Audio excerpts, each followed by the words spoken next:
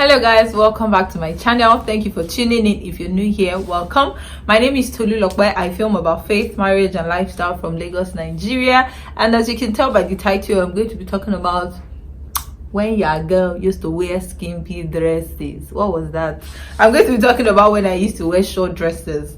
And to be honest, that's not like the core of this video. I was going to do a video saying that, you know, what will happen if you cover up your body, or what will happen if you don't cover up your body, to talk about both sides of the spectrum, but I just didn't get to go ahead. But like when I thought about this, I didn't even think about it. The Holy Spirit literally dropped it in my mind. I had thought about like the time when I used to wear short dresses and I was comfortable with it. Was I born again? Oh yes, even though I had to rededicate my life to Christ too.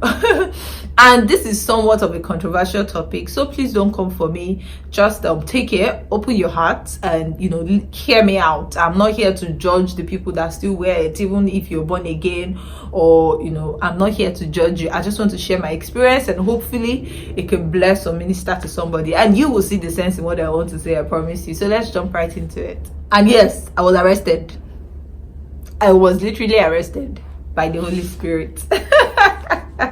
So let me give you guys a backstory. Like growing up, my parents are like wonderful people. So you know, my stars and I started uni, and I think that was when I started to, because throughout my secondary school I was a boarding student. When I'll come home, I was a tomboy, local, so I'll wear my jeans and go. But when I went to uni, I was not allowed to wear trousers or anything like that. So I'll come home, wear my trousers, and like move on with my life. My parents are our friends, so they're not like, no, don't do this, don't do that. They will correct you, but they will let you know why they're correcting you. So you know, my sisters and I will wear, and it's not like short dresses. If you wear a dress that is so short that you cannot bend down and pick something without showing your bum bum, you cannot come out of my mother's house. But I'm even talking like normal short dresses, normal in quotes, like what people, anything above the knee, I'll say 5 inches above the knee, something like that. I'm going to put a picture of what I mean here, you know. And I wear, and like I remember the first day I wore something like that, I bought it, and my parents will not buy it for you. If you can't buy it with your money, it's your problem. If you want to leave their house and you're looking like this thing, they'll call you back. If they're comfortable with it, they'll let you go, you know. And then I think because we're 4 girls and we used to roll together, they just had that sense of security that, okay, she's with her sisters, you know, my elder sister, me, then my 2 younger sisters. So they're like, okay, they're together, they're fine, and we're not like bad children anyway. Where were we going in Akure? From my mom's shop to my dad's complex, to my mom's shop to my dad's complex, to church, to our house. So it wasn't as if we were bad children that, you know, they were even suspecting that anything wrong would happen to us. But you know, still, anyway, I would just buy it. And I remember one day I bought one that was just a tiny bit shorter than what I would normally wear out of the house. I went to my dad's office, and as I came down of the car, I came down from the car, and my father was like, fine girl, where are you coming from? In my mind, I'm like, wow, that's not what I was quite expecting. Like, so that's just to tell you that my parents were very, very free and lenient with us. Not like they spoiled us, like I said. I'm not like they didn't know when to draw the line, but they were not the strict, oh, don't do this, don't do that, don't wear short dresses. I know you don't wear short dresses, and then the child will leave the house and go wear it in school or go out to parties and stuff. Not to say that I'm not shading anybody, I'm just putting that out there. So like that happened. And when I had gone to serve in Abuja, I remember going to church over and over again. I was in love with my church. The word was great. So you know, that was when the Holy Spirit now started arresting me. That was actually the beginning of my relationship with the Holy Spirit. Before then, you know, I was already a tongue speaking Christian from being a teenager. You know, my parents' church, fantastic redeemed church. So you know, and in my house, don't used to miss church. So I grew up in a great family. But you know how you can be a Christian, and I feel like a lot of people are in this compound I'm about to describe. You're a Christian, you fear God, you even speak in tongues. I remember one time in secondary school, there was this Mr. Man. I went to a girls only school, so there was this issue of maybe they saw a ghost or Mr. Man. I actually stood up. Mom, I'm filming. Happy New Month, man. I'm filming and I'm currently talking about you. Shaking for you, father.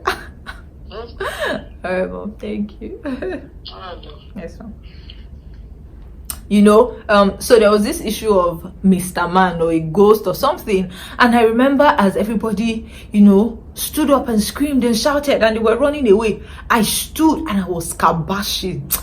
I should have known that this grace not be today. I was speaking in tongues, Masataraboya, where are you? Come out. The Lord will arrest you. In my naivety, I still believed in the powers of God. I believed in the potency of His word. So I feel like a lot of people are in this address whereby it's not like they really have a relationship with God where God can convict them, but they know God for who God is, and they can, use His powers. So that was how I was till I went for my NYC, and then I started to have a relationship with God. The Holy Spirit became my guy. Like, when He says that, you will hear a voice behind you telling you this is the way to go walk in it. Like, I came on that frequency with God. And one thing I loved that church for was, you would go to church and you see a lot of people wearing short dresses. Now, when I say short dresses, just know that I am being very, you guys will see the picture, I'm being very, very decent. Like, I'm talking about short dresses, tight dresses. People wear these dresses to church. And even me that I'm wearing short dress, I'm looking at you like, this is your own. It's on another level. Like, those are the kind of things you see. But one thing that the pastor said one day that really stood out for me was, you don't chase people away when they come to the hospital. So you don't see too much blood in the hospital and say, no, this patient has too much blood, please go away, we can't treat you. Or say, your car accident is too fatal for this hospital to attend to. You don't say things like that in the hospital. You accommodate people, you treat them, and they live better. And it was saying that to mention that, that is what the house of the Lord is supposed to be. If somebody beside you came in smelling of cigarettes, it's not in your place to judge the person and say you don't belong here, because guess what? The church is even for people to come and be saved. You that you're saved, your own is now to start impacting people now and bring more people to Christ. That's the essence of our salvation, But I just know that a lot of times these days, once you enter church, at least our parents' church, and you're not covering your head, they will run and give you scarf. And those kind of things are good, but to an extent, like, you can't baby people forever. You can't do that to adults. So it gets to a point where you need to let people know God for themselves. And that kind of thing, like where you enter church and they'll give you scarf, or you enter church, they'll tell you, no, you can't wear this. This is what causes people to pretend in the house of God. That's why you see deacons. On that case, guys, let me just talk about that, sex for grades thing that was going on the internet. If you don't know about it, just hashtag sex for grades on Instagram. It's sad because this is a man of God. He is a pastor. Even in his conversation with the student, he was busy saying, do you know the Lord? There was a session where they prayed. That thing, like, it really got to me. It hurts me. And I feel like this is the genesis of things like that, where people just go and pretend in the house of God and then they do otherwise behind closed doors. So people need to start to know God for themselves, because that is the genesis of true change. That is the genesis of growth. That is the genesis of genuine relationship with the Holy Spirit. Anyway, so I remember, like, after I had gone to this church for like a year, I had now gotten on this frequency where I wake up, and then the people I was living with, so there were a couple of them that were going to the same church, so they wake up in the morning and they wake up speaking in tongues. And it's not speaking in tongues that you just wake up speaking in tongues 2 minutes and you go. They speak in tongues for like 1 hour, and as they are speaking in tongues beside me, I'm thinking that this person's destiny is rearranging in the spiritual realm, and me, I'm here snoring. So things like that started to change a lot of things for me. I would find myself waking up in the middle of the night to just kabash just because, things like that.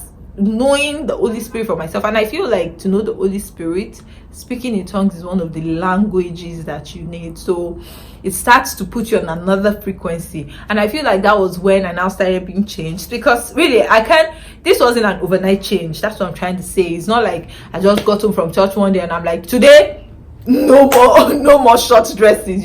For me, it's something that must have happened over a period of time, because I just remember after church that day, that service broke me. Like, I was broken. Like, I was just like, what? I was dead to this world after that service. Like, no, like, there's another level to this walk with God. And I remember getting home that day, I went through my wardrobe. It wasn't out of a place of, today I have received Christ as my Lord and Savior. I had received Christ prior, So I go home that day, I went to my wardrobe, I saw my clothes, I put all the short ones aside, took it out of my wardrobe, and since then, now there are cases where I found myself and I had to wear a short dress, So what happened? Like, say I'm going to the beach, or I'm going to swim, or I'm going to, say a boat cruise. I cannot be wearing jeans now, so maybe I'll have to wear a bit above the knee jeans. Now, there's this Bible verse that comes to mind, 1 Corinthians 10:23, that says, all things are lawful, but not all things build others up. So if I would wear a short dress, even if I would, like the level I am right now, even if say I'm going to the beach, and that's where you probably won't find me wearing a short dress, so obviously I can't go to the beach dressed like this, I would be with my people, It's not something that I would now do and put out, because guess what? As much as yes, I wore it, the person watching me might not understand that, oh, there's a place for it to be worn to. I feel like that's just the meaning of that scripture, like, all things are lawful for me, but not all things build others up, and I feel like this is the argument about, should you drink wine, should you, like, have your personal conviction with the Holy Spirit, and in the middle of that, you will not just, like, there's some things that God will not tell you, so when you're going to the beach, go on, still not show your body, but that's what the relationship with the Almighty will do, with the Holy Spirit will do for you, knowing boundaries, extents, what to post, what not to post, what to show people. There's someone on Instagram that year she was bubbling, she was like a preacher for God, and then in fact 2 people come to mind, and then she did a birthday shoot, and then she actually had a cleavage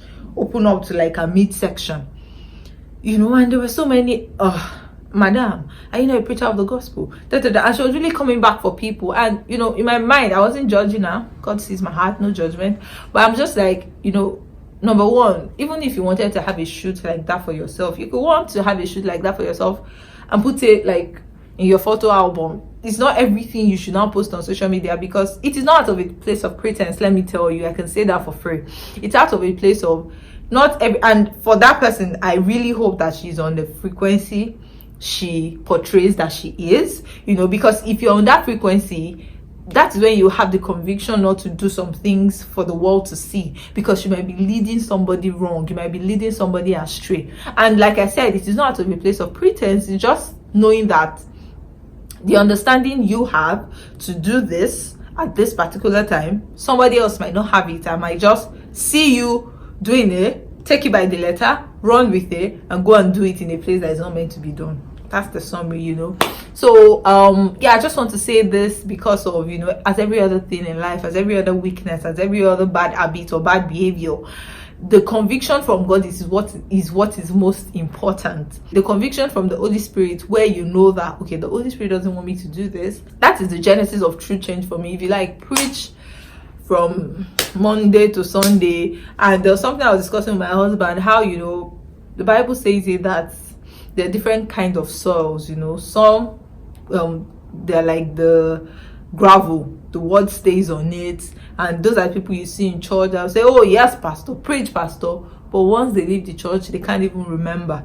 And then there's now the good soil that you go home, you let that word work for you. It might not be overnight, but over time. I feel like the point in this is just it's important at every point in time to listen to what God is telling you, and don't be too eager to say, what's this person saying per time, let me do it. Well, this prophet who has spoken, let me go and do what they're saying. Lasting change doesn't come from things like that. Lasting change comes from things that you've had the Holy Spirit. Even if you're in the church, for instance, and you're sold out to your pastor, and everything he says, you take it by the letter. He says, don't wear short dresses, you don't. He says, tithe, you tithe. He says, don't steal, you don't steal, If all you're hearing is man, when that man goes to be with the Lord, or when you change churches, and if through his word you have not been impacted by the Holy Spirit or convicted by the Holy Spirit yourself, by the time you leave that place, you're going to go and start doing what the next person is saying, and that's the same thing for your walk with God. It's something that you have to cultivate by yourself. That's the roots of lasting change, is when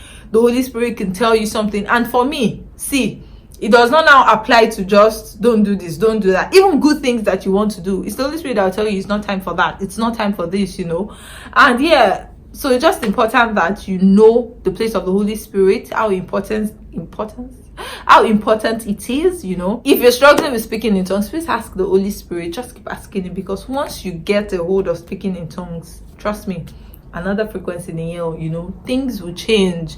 You will hear a voice behind you telling you this is the way to go, walk in it and stuff like that. And I pray that as we all go, because it's still a journey, I don't count myself to have apprehended, but if there's one thing I do every day, every waking morning, I want to be a better person for my Creator. And I pray that that is the same goal you have, and I pray that on that last day, that is what is important.